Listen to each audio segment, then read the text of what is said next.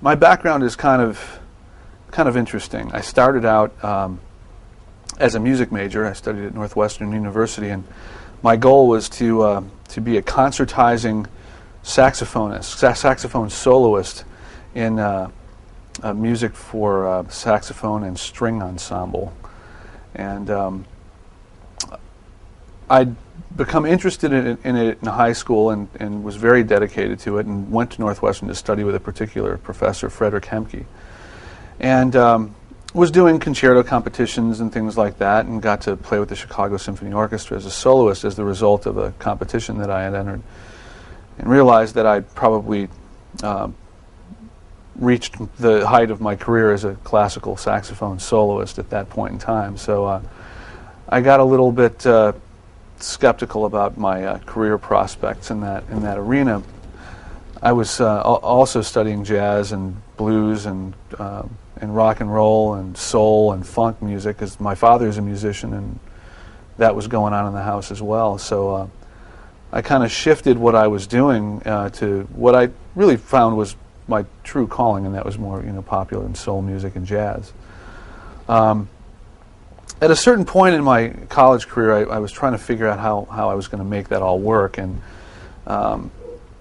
there weren't a whole lot of people around who could really help me with that. And when I would say, I like to write music and perform it, and I might want to make a record, what do I do?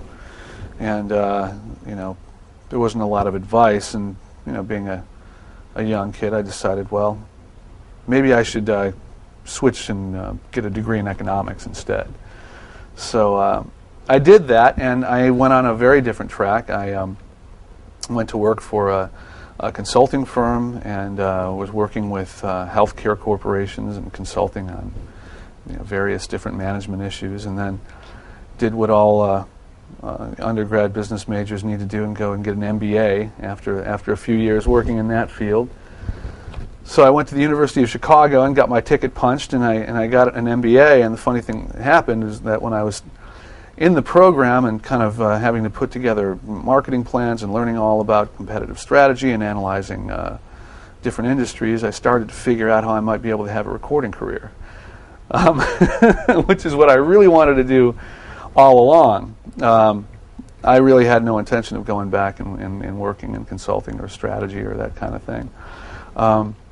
So what I did was I started really working on my music and try and find my voice and try and write music and produce music and try to get a record deal. And after several tries at it and some good advice from some people and some relationships that I built through being a sideman with artists that were touring and producing and writing for other artists, I was able to get signed to Atlantic Records in 1997 as a solo artist, and since then was released 5 major label albums over the past 10 years. So that's kind of how I got to music by way of business school.